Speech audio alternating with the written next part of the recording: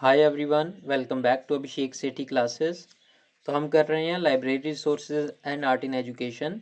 This is lecture number 8। हमारा topic है importance of exhibitions and cultural festivals. ये इस सब्जेक्ट का हमारा लास्ट टॉपिक है। बाकी सब टॉपिक हम कर चुके हैं। अगर कोई टॉपिक रह गया हो तो आप मुझे कमेंट सेक्शन में बता सकते हैं। So without wasting any time let's get started. सबसे पहले हम देखते हैं एग्जीबिशंस क्या होती हैं। An exhibition, in the most general sense, is an organized presentation and display of a selection of items. Exhibition जिसे हम प्रदर्शनी कहते हैं हिंदी में, वो डिस्प्ले होता है कुछ सिलेक्टिव आइटम्स का।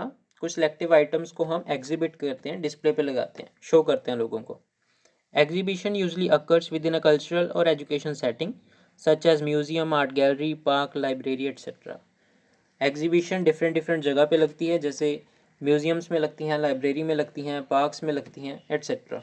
इन education the term exhibition refers to projects, presentation और products through which students exhibit what they have learn.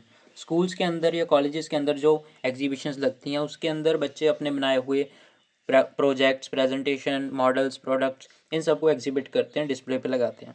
It is a way of demonstrating what they have achieved.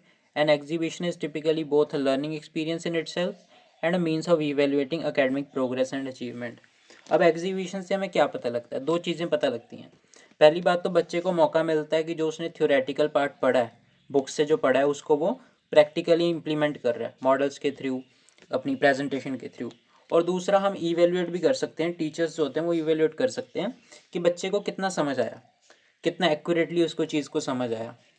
Next is types of exhibition. Exhibition basically दो तरह की होती है।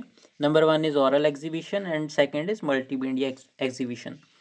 ऑरल exhibition में क्या होता है कि बच्चे अपने प्रोडक्ट्स को डिस्प्ले पे लगाते हैं और कोई पर्सन आके अगर उनसे कोई क्वेश्चन पुट करता है मॉडल के रिगार्डिंग, उनके प्रोजेक्ट के रिगार्डिंग, तो वो ऑरली सारे क्वेश्चंस को आंसर करते हैं। Second is multimedia exhibition. इसके अंदर बच्चे ऑरली नहीं आंसर करते, बच्चे मल्टीमीडिया की हेल्प लेते हैं, टेक्नोलॉजी की हेल्प लेते हैं, जैसे कंप्यूटर स्क्रीन हो गया और पीपीटी की हेल्प ली, उनके थ्रू वो अपनी प्रेजेंटेशन को शो करते हैं। आई होप आपको मीनिंग और टाइप क्लियर होगा। Next is importance of exhibitions. Number one is creating interest. Exhibitions के थ्रू बच्चे का पढ़ाई के अंदर इंटरेस्ट क्रिएट होता है। बुक्स रीड कर कर के बच्चा बोर हो जाता है, बुक्स रीड करना एक बोरिंग प्रोसेस है, लेकिन एग्जीबिशंस के थ्रू उसे प्रैक्टिकली काम करने का मौका मिलता है, जिसे वो ज़्यादा इंटरेस्टिंगली करता है। Next is social skills. Exhibitions के थ्रू बच्चे के अंदर सोशल स्किल्स भी आती हैं, क्योंकि ड्यूरिंग द एग्जीबिशन बच्चे को सोशल इंटरेक्शन करनी पड़ती है लोगों के साथ, लोगों के क्वेश्चंस का आंसर करना पड़ता है, तो उससे बातचीत करनी आती है, कम्युनिकेशन करना आता है। Next is creativity. बच्चे के अंदर क्रिएटिविटी आती है, क्योंकि हर बच्चे का प्रोजेक्ट मॉडल अलग अलग होता है, तो हर एक यूनिक आइडिया आता है हर बच्चे में से एक। Next is scientific attitude. बच्चे के अंदर साइंटिफिक एटीट्यूड आता है जब वो वेरियस प्रोजेक्ट्स बनाता है, वेरियस मॉडल्स बनाता है, तो उसे पीछे की साइंस समझ आती है कि हर चीज़ के पीछे एक लॉजिक होता है, तो उसे वो अपनी लाइफ में भी इम्प्लीमेंट करता है, लाइफ की प्रॉब्लम्स को भी टैकल करने का उसके पास एक समर्था आ जाती है।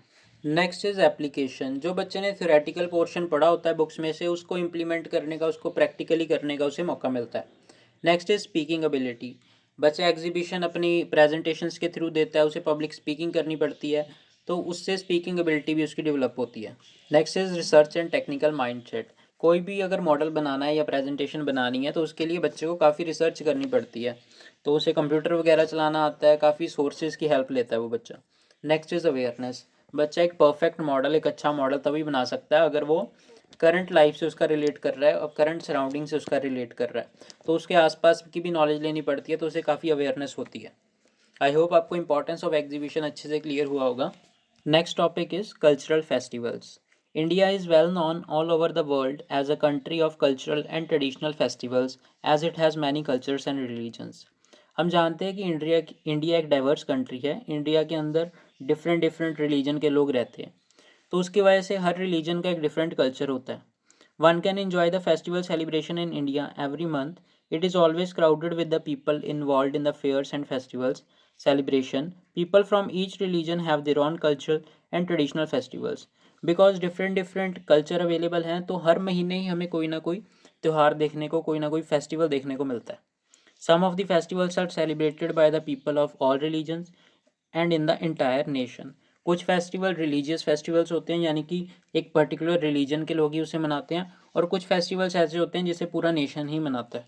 आगे हम देखते हैं कौन से हमारे नेशनल फेस्टिवल्स होंगे और कौन से रीजनल फेस्टिवल्स होंगे। रीजनल फेस्टिवल्स जैसे कि दिवाली, होली, लोहड़ी, महाशिवरात्रि, बैसाखी, मकर संक्रांति, जन्माष्टमी, नवरात्रि, रमज़ान, ईद। और नेशनल फेस्टिवल्स जिन्हें पूरा नेशन सेलिब्रेट करता है, Gandhi Jayanti, independence day, republic day. I hope आपको ये क्लियर होगा। Next is artistic significance of cultural festivals. Cultural festivals की क्या इंपॉर्टेंस है, क्या सिग्निफिकेंस है। Exhibition of different forms of art. जब भी कोई फेस्टिवल आता है तो हमें डिफरेंट कल्चर्स के बारे में पता लगता है, उनकी आर्ट के बारे में पता लगता है, उनका कैसा कल्चर है, उनका कैसा ट्रेडिशन है, उसके बारे में हमें पता लगता है। Next is role playing of god and goddesses. आपने देखा होगा रामलीला में भी जैसे अलग अलग गॉड और गॉडेस का जो है उनको करेक्टर दिया जाता है, उसे वो प्ले करते हैं। Next is expression of happiness. Festivals हमें हैप्पीनेस प्रोवाइड करते हैं, हम अपनी डेली लाइफ से हट के अपनी सारी टेंशन्स को भूल के एक दिन अच्छे से इंजॉय करते हैं फेस्टिवल्स को। Next is importance of colours. हमें कलर्स की भी इम्पॉर्टेंस का पता लगता है, हर कलर जो है अपनी एक इम्पॉर्टेंस रखता है, हर कलर के पीछे कुछ ना कुछ मीनिंग होता है। जैसे वाइट कलर जो है वो शांति का प्रतीक है, पीस का प्रतीक है। तो होली के दिन तो स्पेशली हमें बहुत सारे कलर्स देखने को मिलते हैं, तो कलर्स की भी इम्पॉर्टेंस का हमें पता लगता है। A platform for creative self expression. हमारे अंदर की क्रिएटिवनेस भी उससे बाहर आती है। जैसे स्कूल के अंदर बच्चों को एस्से दिया जाता है लिखने को, पोएम दी जाती है, तो बच्चों के अंदर की क्रिएटिवनेस बाहर आती है। अगर कोई ड्रामा या रामलीला में मान लो कोई पार्टिसिपेट कर रहा है तो उसके अंदर का टैलेंट हमें देखने को मिलता है। Next is develop aesthetic values. हमारे अंदर एस्थेटिक वैल्यूज़ भी डेवलप होती हैं, हम चीज़ों को जो है अप्रिशिएट करना सीखते हैं, अलग अलग लोगों के टैलेंट को या अलग अलग कल्चर्स को हम अप्रिशिएट करते हैं उस दिन। आई होप आपको सिग्निफिकेंस अच्छे से क्लियर हुआ होगा। तो यहाँ पे हमारा ये टॉपिक ख़त्म होता है, हमारा सब्जेक्ट भी यहाँ पे ख़त्म होता है, library resources and art in education. I hope आपने सारे लेक्चर्स अच्छे से देखे होंगे और आपको समझ आए होंगे। अगर कोई आपका डाउट है या कोई टॉपिक रह गया है तो आप मुझे कमेंट करके ज़रूर बताएं, मैं उस पर भी वीडियो बना दूंगा।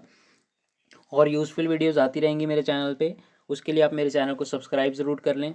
मिलते हैं नेक्स्ट वीडियो में, तब तक के लिए बाय बाय।